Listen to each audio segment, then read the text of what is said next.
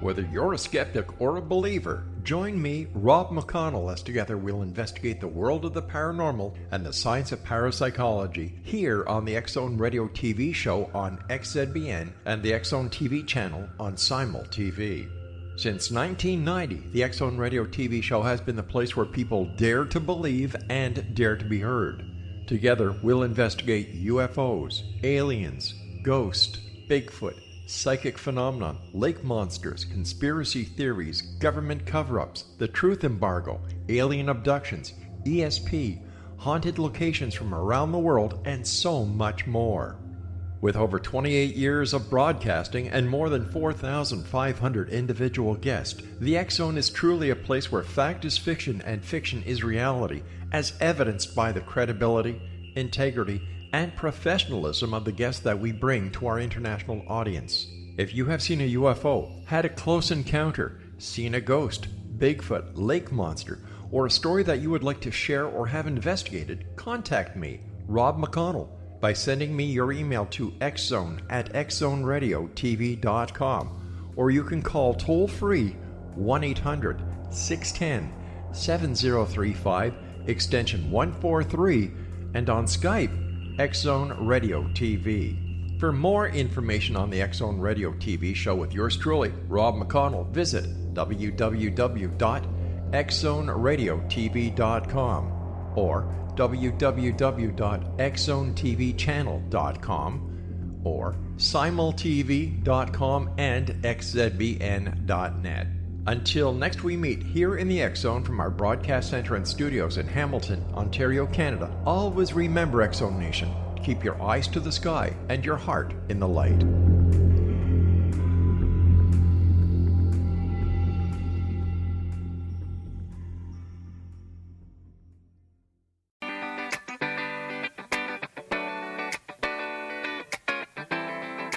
Welcome to the Connecting with Coincidence radio show with Dr. Bernie Beitman, MD, bringing together the world's synchronicity experts to help you use meaningful coincidences to develop spiritually, psychologically, and practically. For more information, put Connecting with Coincidence into your web browser to find the book, website, Psychology Today blog, YouTube channel, and Facebook page. And now, here is the host of the Connecting with Coincidence radio show, Dr. Bernie Beitman, MD.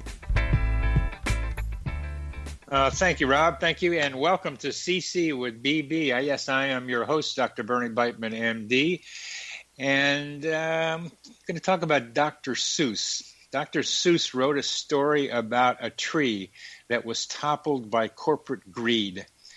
The Lorax, who speaks for the trees, emerges from the stump of the truffula tree and voices his disapproval both of the sacrifice of the tree and the thneed, which is made from the tree. I am a descendant of the Lorax. I speak for trees. In the forest near Crozet, Virginia, I have developed a relationship with two trees whom I call the King and the Queen. They inspired the lyrics of a song I wrote called Laura Lee. The King and Queen wanted me to bring Laura Lee to visit them because she could appreciate their visual beauty better than I could. Meanwhile, they asked me to represent them to people, and specifically to raise money to stop the Atlantic Coast Pipeline going through the forests of Virginia and West Virginia. The power company Dominion Power is cutting down huge numbers of trees. What? For a tax break worth millions of dollars for natural gas to be exported to other countries, not for us Virginians. 2 weeks ago, I produced and acted in a show called Dr. Coincidence's Song and Dance Show. Proceeds went to stop the pipeline protest.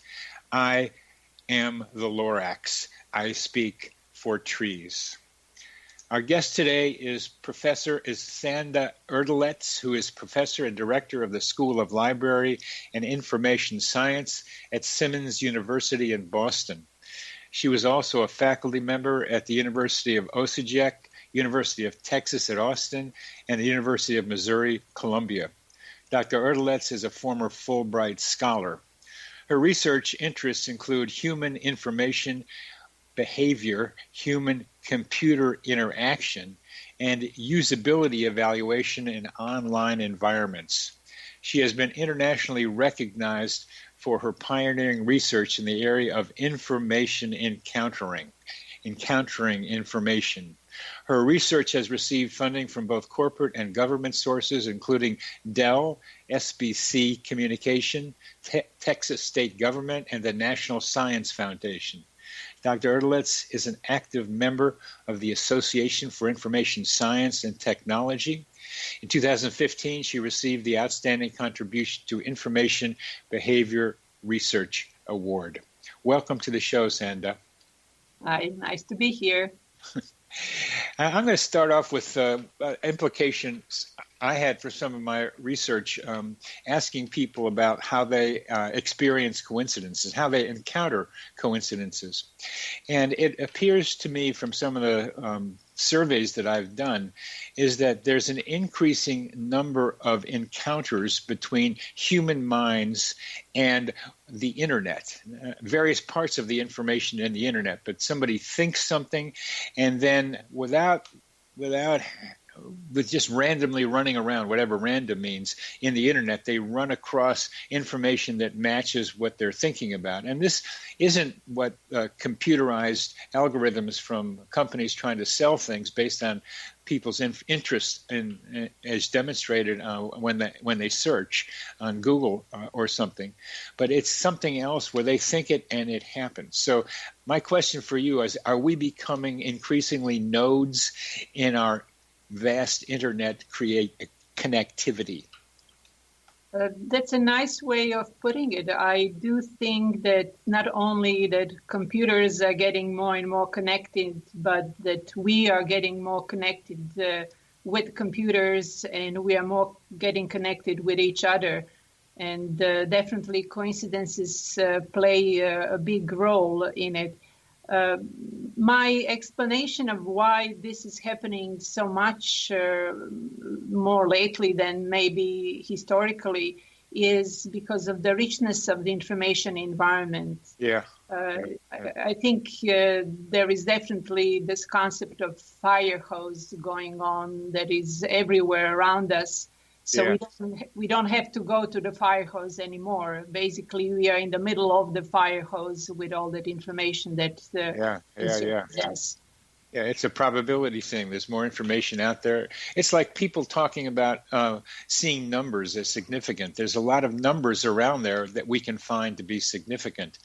But there's still like a story I had of like working on my first book on coincidences and needing to have some kind of a basic science approach to how the brain might do what I call human GPS, which I think your glasses story illustrates. So I was stuck, and I went to the front page of the New York Times, and there was an article about the hippocampus and how rats find their way around in three-dimensional space. It fit part of what I was looking for, and that's more what I'm talking about. Yeah, I believe that even though, I don't have expertise as you do in the way how the brain works, this is definitely outside of my scope of research, but looking from behavioral perspective, yes. Which is what I did research, it must be that we are definitely noticing and remembering more than we are aware that we can recall. And the story of my coincidence that I shared with you in preparation for this interview was that during the day when I, tried to do so many things, visiting Yellowstone, there were so many opportunities where I could have lost my eyeglasses. But somehow at the end, when I found them, just by going to that very specific place, it seemed like my mind remembered where I lost them, but I couldn't definitely recall. So I had to follow what seemed to be intuitive feeling where I need to go in order to have only one try to find them, and I did. You lost, just to back up a bit, you and your son were visiting Yellowstone, yes. And then you discovered that your glasses were missing, and you needed to do them so you could drive back home. But your son was the one that suggested you drive back to that place. Yeah, he was the one. I was actually reluctant. I kind of, I was so disappointed with myself and thinking how we're going to get back hundreds of miles driving without my glasses that I was desperate. But he was the one who said, let's go specifically there.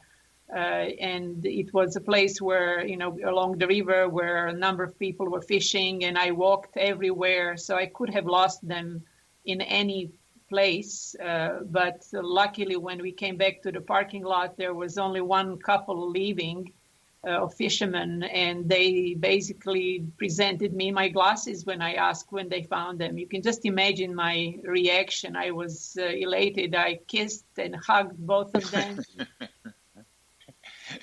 Yeah, I can imagine.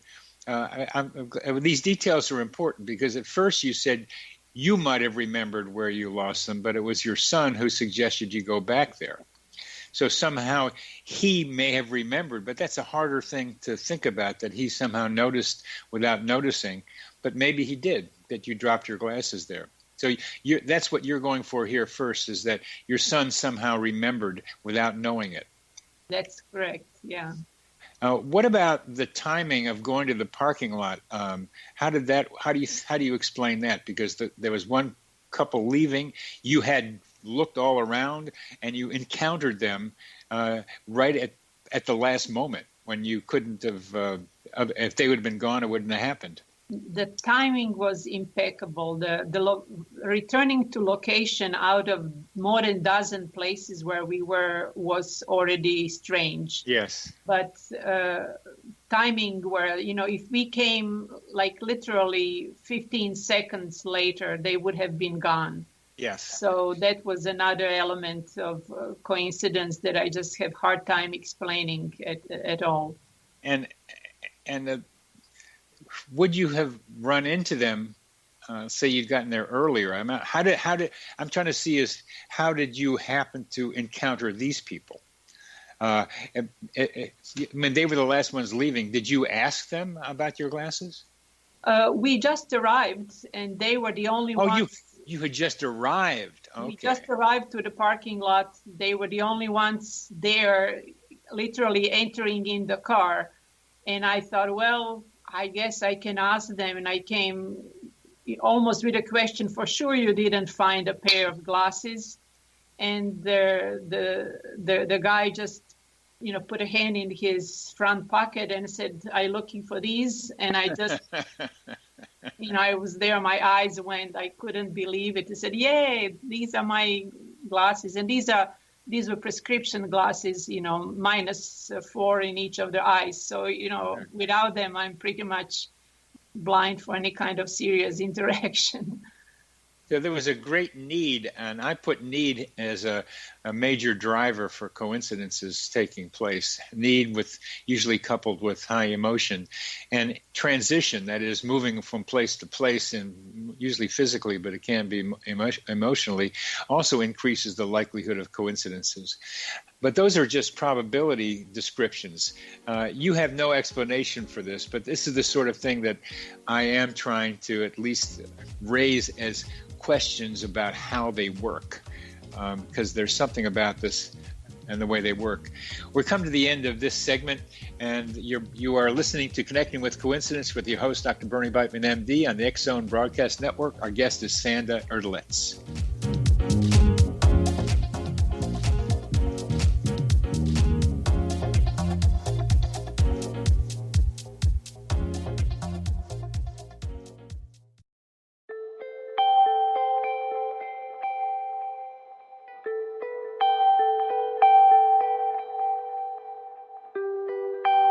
It's hard to listen to the news without realizing we're living in volatile, unprecedented times. Yet never has there been such an opportunity to transform the human condition. As old structures fail, where can we find the guidance to co-create a better way? Find Your Path Home is an ever-evolving, leading-edge information, education, and healing resource center designed to support and guide you on your path to unity and enlightenment.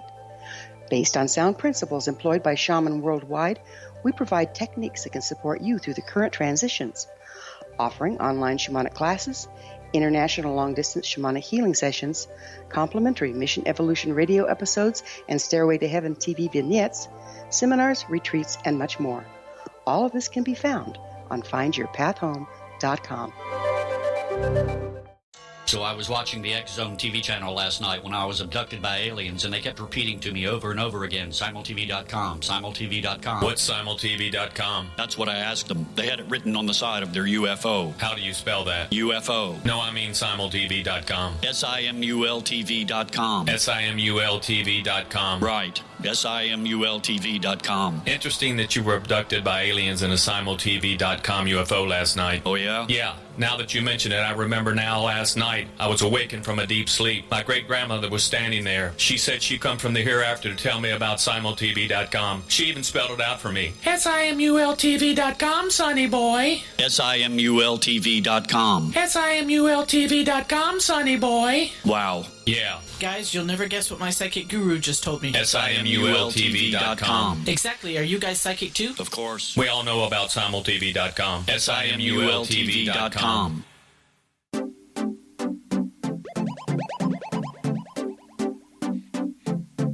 Welcome back to CC with BB. I'm your host, Dr. Bernie Beitman, MD, and we're talking to Sanda Erdelez. And Sanda, one of the prominent aspects of your research is information encountering. Could you tell us some background and just what that is and what you're finding? Yes, information encountering experiences of serendipity in the context of what we call in my field information behavior. And they deal with how people find unexpectedly through these serendipitous encounters information when they interact with other people or with information systems.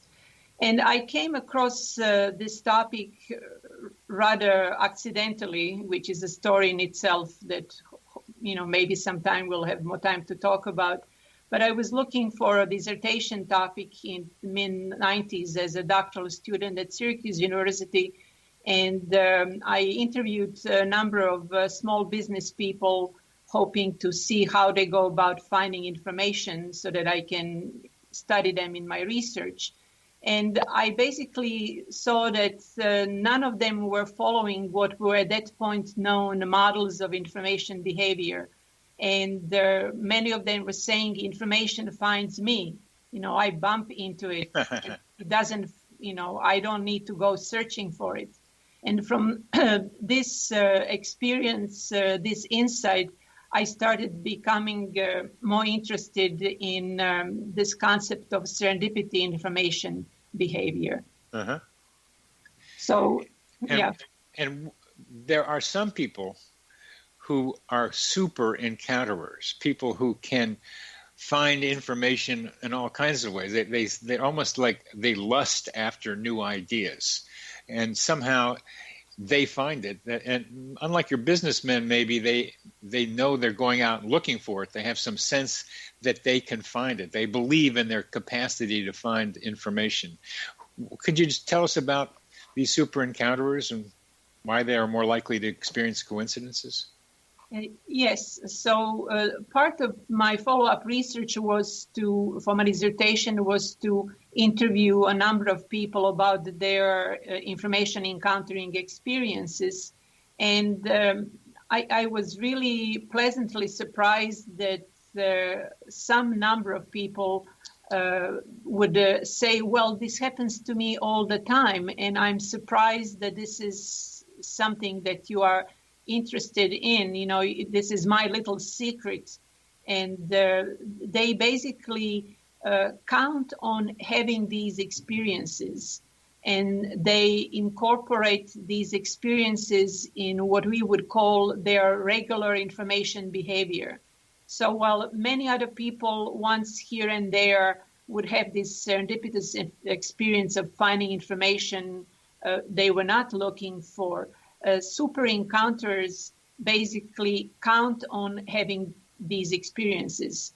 They don't go to search for them, but they come to them so regularly that they very often don't need to search for information actively because they know they will eventually encounter it at the time when they need it. So this is their unique set of characteristics. Could you give us some examples of what an information encounter can do? For example, you would have let's say a student would have a paper to write, and instead of spending energy on preparing for that paper and collecting information and doing library search, they may be in a position of doing work on another paper on a completely unrelated topic.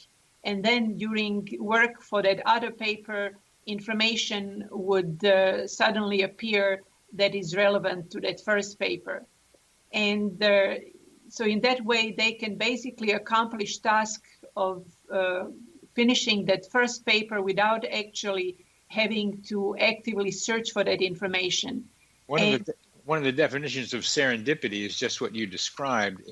One of them, I see several definitions, but one of them is looking in a different place and finding what you needed someplace else.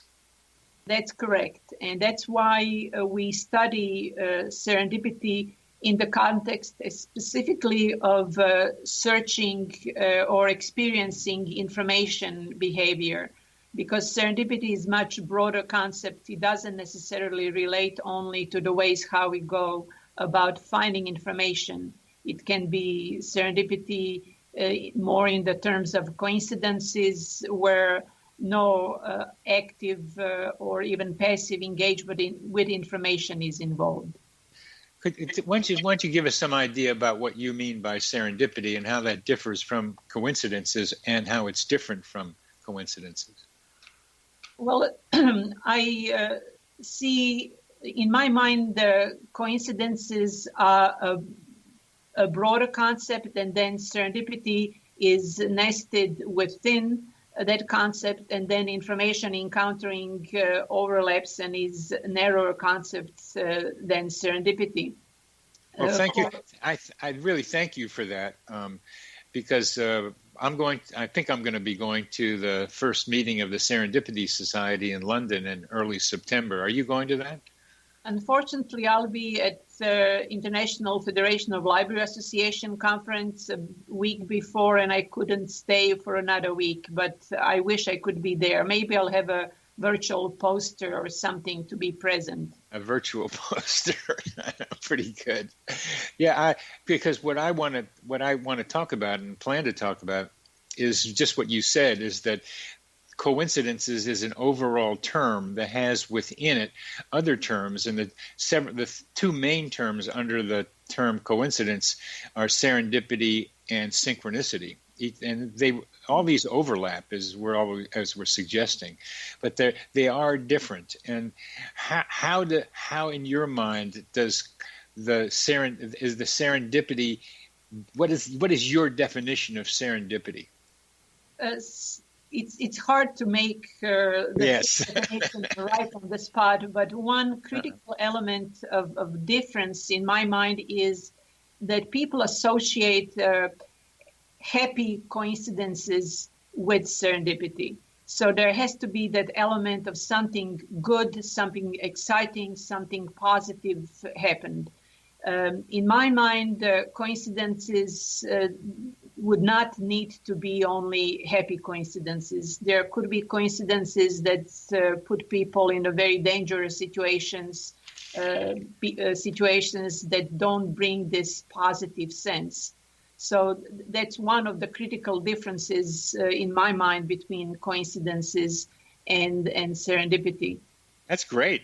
I mean, I'm just writing a second book on coincidences and finished the chapter on problematic coincidences because they need to be brought out and clarified because all coincidences are not great and are not all happy. But serendipity, I haven't seen this, although there are books calling serendipity happy accidents. Happy accidents is almost a similar term for serendipity, but you're making that much clearer. So what else would you say about serendipity versus coincidence? The first thing was difference. What is similar is really the timing of events and the capacity of someone to notice and be at the right spot at the right time. So my research in information encountering pays a lot of attention to the capacity to notice something that is unique, something that is different, something that sticks out. And not all people, for this reason or the other, have this capacity to realize when serendipity happens, or they don't have the same capacity to perceive information encountering. I'll put it in different terms. I think to see what stands out, it can be also put in terms of probability, to be able to notice low probability events.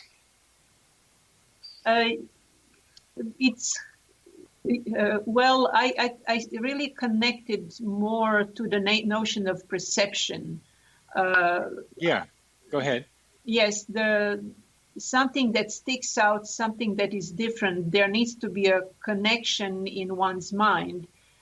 So we are talking here about having a prepared mind and understanding this very low probability. So you have quite a few things that need to line up. So they need to coincide, to use the same term, in order for coincidence, serendipity, or information encountering to take place. There has to be a coincidence between what's already in the prepared mind and what's out there. Yes. And then some people are more susceptible to notice and to be in these positions. And I think that one of the reasons this works so well for super encounters is that they have so many of these experiences regularly that they basically get to the stage on positive reinforcement. The more you have them, the more you experience them. Now that's so true. You see more of them, and you begin to expect that there are going to be more happening. Well, we're coming to the end of this segment, and that attitude of it's going to happen is so important in coincidences in general. You're listening to Connecting with Coincidence. I'm your host, Dr. Bernie Beitman, MD, on the X-Zone Broadcast Network, and our guest is Sanda Erdelez.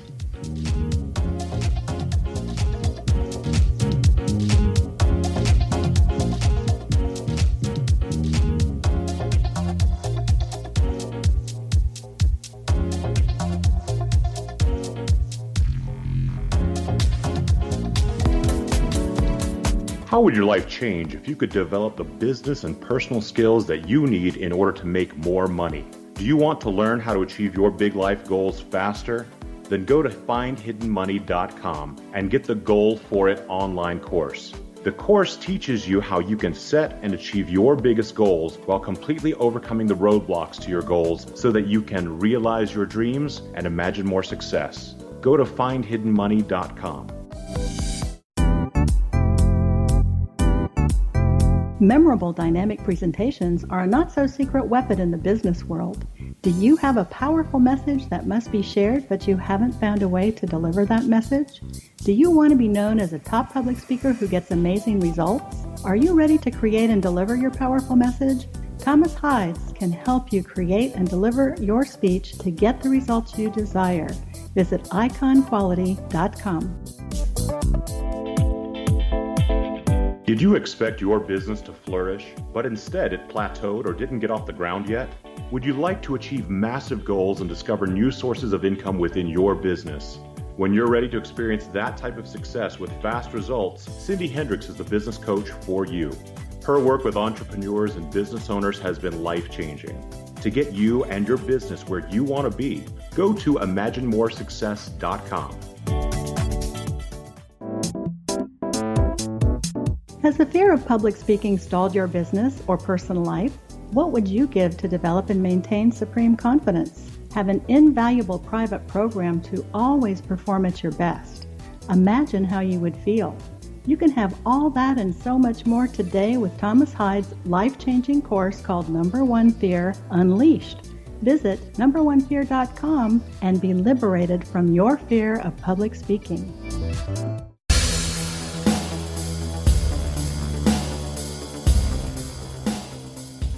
Bum, bum, bum, bum, bum, bum, bum, bum, bum. You're listening. This is me. I'm Dr. Bernie Beitman, MD.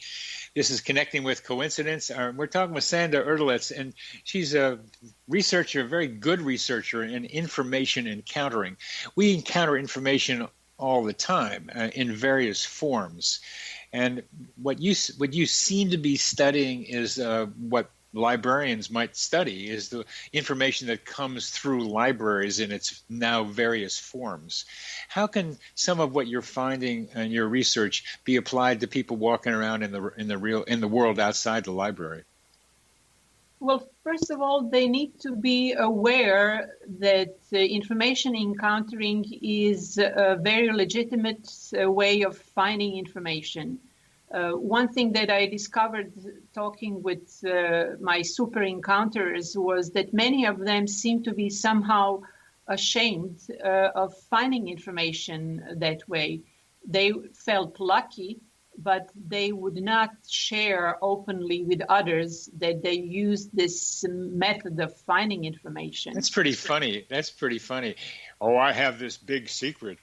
I get lucky in finding information. That's interesting. Is it how come you think they're ashamed of that? Because through our educational process, we learn that following specific steps in doing research, we need to do these steps in order to find information, and it's embedded in many of the models of information literacy, that you first define your problem, you then identify sources where you will. So, Yeah. I'm laughing because that fits so well with other aspects of coincidence studies, that if you break out of the basic habits of ordinary reality, then you're more likely to run into coincidental stuff. Yes, well, I'm not saying that you should now completely abandon specific searching for information. What I'm saying is that, speaking in practical terms, you need to accept that information encountering is as good as a way of finding information as a focus search. That's number one. And number two is the more you get to be open to these experiences, more likely that they would become regular and rewarding for you, which means that you will become more and more successful. So it's kind of using both worlds. When you need to search for something, being focused, you can do that, but keep an open mind for information encountering. I get the impression you're mostly talking about academic information encountering, or not? Not necessarily. I'm talking about academic because there are many good examples in it. But information encountering takes place in everyday activities. Yeah.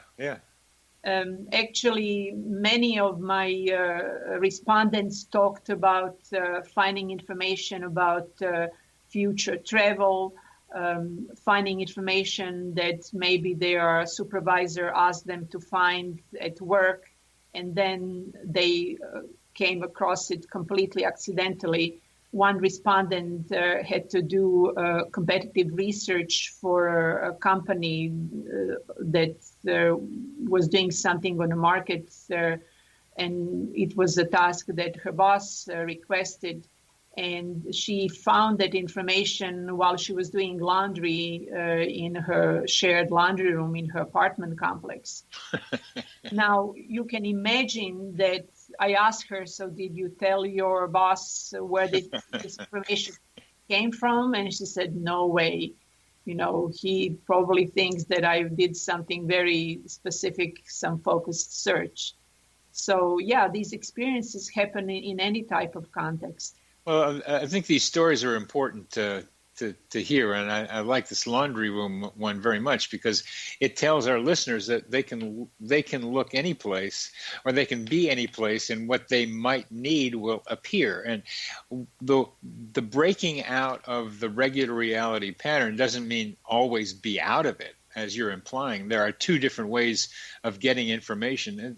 And pharmacological research is filled with instances where people did something weird and came up with something very, very useful. It's stepping outside the regular way, as well as having the regular way, that is so helpful to people. Can you give us some other examples? You mentioned the small business people that ran across information that was helpful to them. Yes, so ideas for products, implications for various types of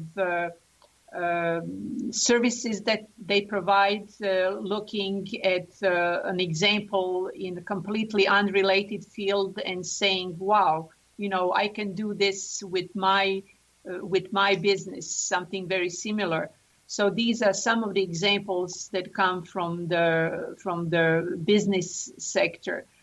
But I wanted to add that not all of it is always positive, even though serendipity has the positive connotation. Yeah.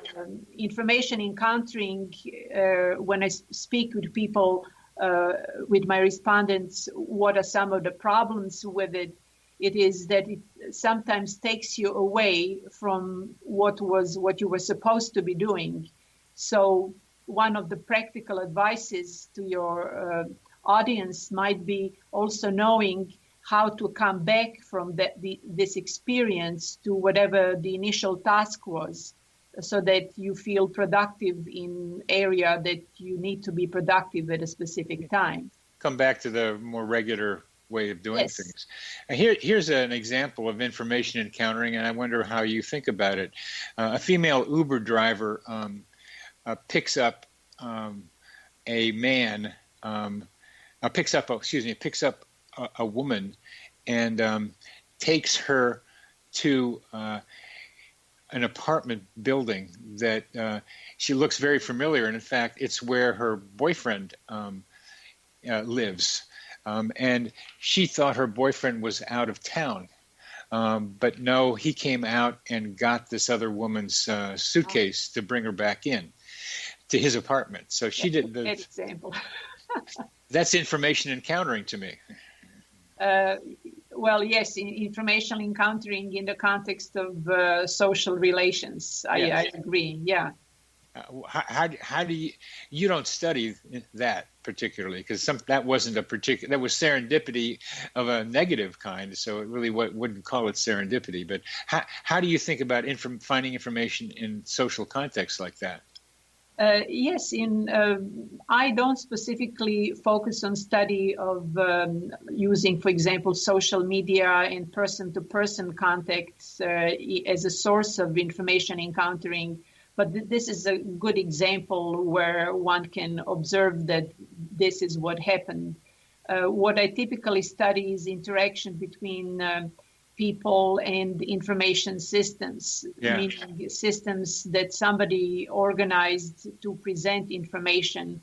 So this could be databases, newspapers, this could be journal articles that somebody is reading, in academic or non-academic context. One of the areas that I research a lot lately is serendipity in scientific discovery. And so this is a big area that could have a lot of impact on discoveries of solutions for various diseases such as Alzheimer's, for example. And disease, because what my colleagues and I were looking at is to what extent the researchers share information about their serendipitous finds in published literature. And the idea is that we might be able to mine through these published reports of serendipity and find some unexpected connections that could bring to discoveries of new drugs or new solutions to diseases that are difficult to resolve. Oh, so you're saying that one researcher's discovery of some strange idea might be able, if he tells people about it, might be applicable in somebody else's area of research. That's right. And what we are trying to find are patterns between reports of serendipity in various fields, and to see whether there are some connections that normally wouldn't be perceived, because each event of serendipity is seen as an isolated event. I've tried to be able to talk here at the University of Virginia to a medical group about serendipity in pharmacology, where there's so much of it there. I think you were just mentioning indirectly that an old blood pressure pill might be useful in Alzheimer's disease. This kind of cross-helping different drug, one drug for something else. But there's still such a resistance in medicine to be able to recognize that so much of their discoveries come through serendipity, but they don't want to admit that to themselves. Well, I agree fully with what you said. It comes partially from how scientific research needs to be conducted and how it's recognized and how it's rewarded through agencies that provide funding. You know, you need to provide a very strict protocol, research protocol for collecting data. And I assume that there are some rules that what you find accidentally, unless you knew that you were searching for it. We've come to the end of this segment. Very good. You're listening to Connecting with Coincidence. I'm your host, Dr. Bernie Beitman, MD, and we're talking serendipity with Sanda Erdelez.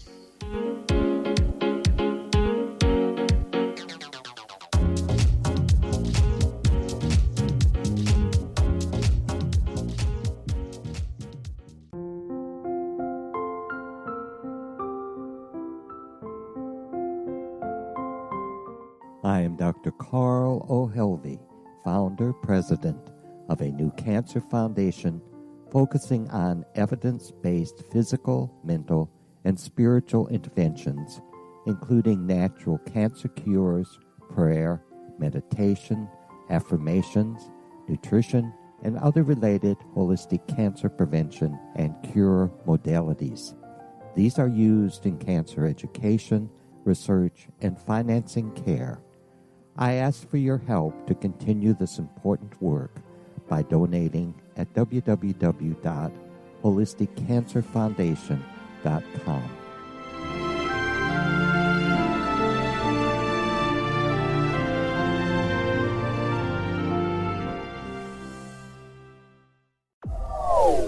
They are here, and they've been here for thousands of years, making their presence known in the shadows. They might be seen by a lonely motorist on a deserted road late at night, or by a frightened and confused husband in the bedroom he is sharing with his wife. But who are they? What do they want? Why are they here? Perhaps most concerning, has the government been aware of their presence all along? The new book by L.L.M, UFO Disclosure, the 70-Year Cover-Up Exposed, delves into the world of UFOs. Can full disclosure be soon? Order now and receive a free hour and 37-minute DVD on the UFO phenomenon. UFOs are real. Get both the book and the DVD, a $40 value, for only $19.99. To order your book and DVD today, go to lamarzulli.net. That's LAMARZULLI.net.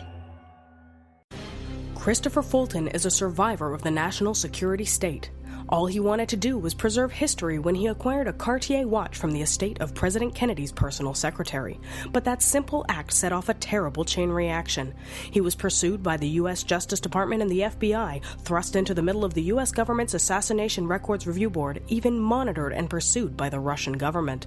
All because that Cartier watch was the missing link of evidence, a timepiece worn by JFK that fateful day in Dallas, a link resulting in Christopher being incarcerated and attacked for 9 years years because he opened a hidden chapter in history. The intriguing journey outlined fully in Christopher Fulton's memoir, The Inheritance, is available now through TrineDay.com or Amazon.com. The Inheritance, Poisoned Fruit of JFK's Assassination by Christopher and Michelle Fulton is a must-read, an incredible tale of how easily our own government can overrule justice. The Inheritance, Poisoned Fruit of JFK's Assassination.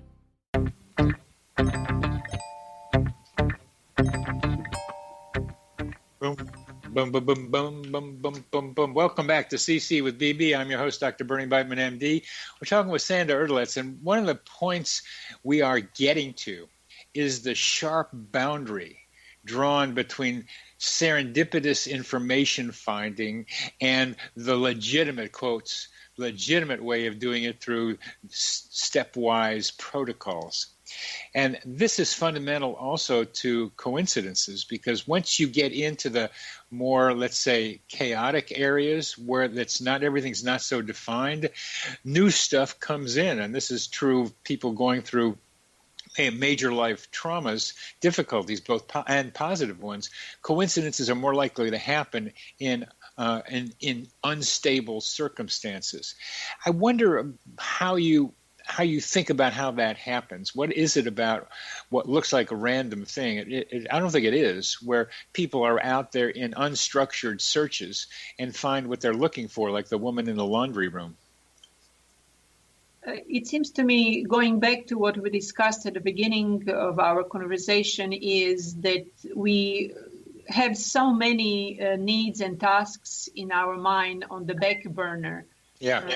And we carry them with us all the time. And those among us who are more perceptive would then make these connections between the number of things that we have at any point of time when these cues appear in our environment. So under conditions of stress, I think that this mechanism of noticing and connecting somehow ends up being more focused, works more readily for us, which then allows more for these coincidences to take place. Yeah, I think you're drawing a picture for me here. Under stress, we may be more open to what we have in our minds that needs to be addressed by the external environment. We're more alert. I think that's even the right word for it. So that in that alertness, we can have more parts of our memory of what we need accessible to us, so we can then match that with something that we see in our environment. I agree, because a lot of our everyday regular information behavior is learned either through educational system or through practices, and it somehow sits on the top of our what might be called naturalistic behavior that would use coincidences, serendipity, information encountering as a mechanism. And if we add to this the issue that, as I explained before, people look down on information encountering as a method, because how can it be a method when you can predict it? Then it's likely that you would not call it up under regular condition unless you are a super encounterer and have many of these positive experiences, and you already know that they work for you. Tell us more about the mind of the super encounterer. You started to do that just now. Well, I think basically this positive reinforcement brings the notion to the mind of super encounter. I can count on these experiences. I can relax. I could easily pay attention to things that are outside of my initial focus. And that's why these experiences take place. I don't know whether they keep these multiple channels more readily open. This is something that would be really nice to study, for example, in fMRI type of machine, to do an experiment. but I definitely feel that there is more readiness for exploring and more flexibility in the mind of super encounters, which makes them, in my mind, also more creative. Yeah, and what's the relationship between creativity and coincidence, serendipity? I believe that these concepts reinforce each other. I believe that creativity is a learned experience, so it also relates a lot to making quick and good connections. And both serendipity and coincidences and information encountering are all about being able to make these connections. Make quick and good connections. That's right. That's one of the things I read about super encounters. At least some of them think they have a special power. That's, again, something they would not publicly share. But I recently had a lecture, actually a workshop on information encountering, and one of the gifts for the super encounters in the audience was a T-shirt that identify I'm a super encounter as a superpower. And this... there's a difference between a Batman kind of superpower and a Superman kind of superpower, where Batman just used regular human capacities to do something special, where Superman had strength and ability to fly, which most people don't have these days. Do you see anything parapsychological in some of the super encounters? I think that some of them believe it is parapsychological, but if we had more means of researching how our mind and how our brain works, I think that we would discover it is basically some type of biological, biochemical explanation for this. So I think we are deeply rooted in science, and because we not always have ways of measuring and observing some of these more complex behaviors, we tend to attach to them a paranormal type of meaning. Yeah, when we can't do it. And I will attach a paranormal meaning to your finding your glasses. Because you're not going to come up with a brain-based way of doing it, I don't think. Or can you? I'm okay with that. I believe when you can't explain something, calling it paranormal is completely fine. Well, there's research called psi-mediated instrumental responses, which means you can use parapsychological psi means to get to the place you need to be without knowing how you got there.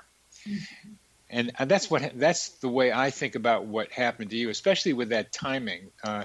And so often I see timing like that. I experience timing like that, where I get to the right place at the right time, just in time. Just in time, I mean, I'm right there. And you, 15 seconds later, I've heard this enough.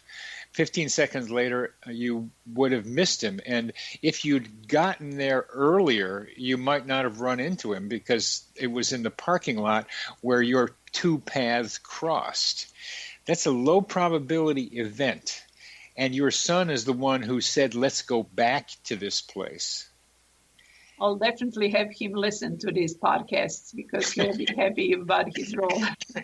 Well, you didn't do it because you were too caught up in your anxiety to be able to become, let me call it a super encounter in your terms, in a more general sense. If you're too anxious, you're not going to look around. You're going to just be caught up in your own mind, and you're not going to look where you need to look. And your son somehow got relaxed enough to say, let's go here. How did he pick that one spot? That's the psi part. That's the telepathic kind of, well, I call it clairvoyant kind of ability to know where he needs to go. And he doesn't know that he knows that. But then the timing the two of you use to get there becomes yet more difficult to explain. And yet, this is paradigmatic of a lot of coincidences, getting to where you need to be at just the right time. So that when I see patterns like that, I say, we got to look for an explanation. The brain's not going to be enough, I don't think. Memory is very important. Your son may have seen you drop your glasses. That's always there. But even if he had to arrive right when you arrived, that's something that nobody could have planned. That's true. That's why I love him a lot and kind of count on him supplementing my information encountering behavior. That's another idea, is having help with your information encountering. When I'm in writing this next book, I rely on stuff happening around me to make it happen. I put together the show I mentioned at the beginning, and I had to rely on people coming to me as well as me going out. There's kind of a passivity that's active. So when you encounter information, it's still a form of searching, but it's not the yang kind of aggressive Western way of searching. It's a passive accepting or openness to letting it come to you. That's very nicely put. It's a yin-yang of information behavior. Focus, search, and information encountering. Yep. Yeah, yep. That yin and yang of information encountering. It's still, still a process which we all recognize, but it's come to you understand. But coming to me rather and expecting it and being open. This word "open" is kind of a funny word, but. What that actually means, I think it literally means that you're not caught up in your own anxiety as you were, but your son was open to information that he got somehow. So how old is your son? He's now 22. How old was he then? It was 2 years ago. Well, we're coming to the end of this program. We've had a delightful conversation with Sanda Erdelez about serendipity, and we came to the yin-yang. And you've been listening to Connecting with Coincidence. I'm your host, Dr. Bernie Beitman, MD, on the X-Zone Broadcast Network.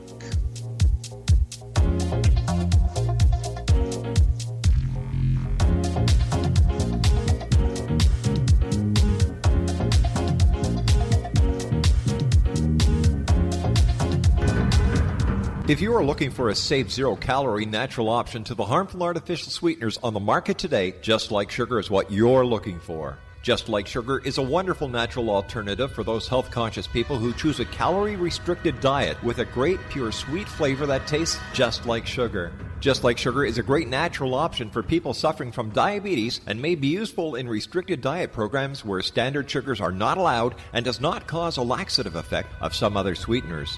Just Like Sugar comprises a perfect blend of chicory root fiber, natural calcium, natural vitamin C, and Just Like Sugar's sweetness comes from the natural flavors from the peel of the orange. Just Like Sugar is a natural alternative to harmful artificial sweeteners and will change the way that you believe all natural sweetener products taste.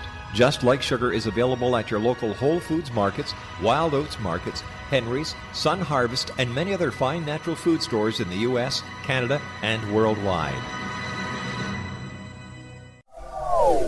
They are here, and they've been here for thousands of years, making their presence known in the shadows. They might be seen by a lonely motorist on a deserted road late at night, or by a frightened and confused husband in the bedroom he is sharing with his wife. But who are they? What do they want? Why are they here? Perhaps most concerning, has the government been aware of their presence all along? The new book by L.A. Marzulli, UFO Disclosure, the 70-year cover-up exposed, delves into the world of UFOs. Can full disclosure be soon?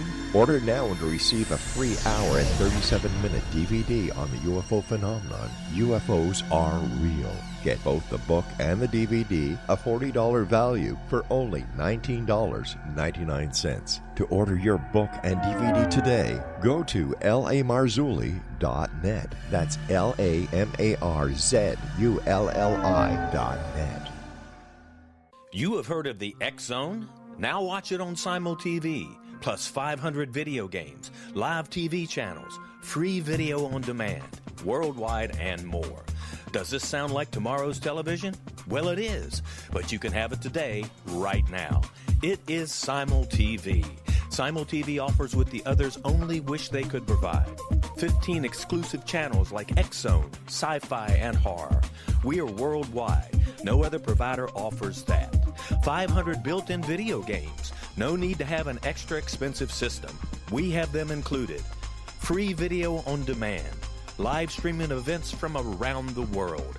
Interactive online network and much more. Tomorrow's TV today. Simul TV. Sound too good to be true? Well, it's not. You can have Simul TV today. Sign up at simultv.com. Do it today.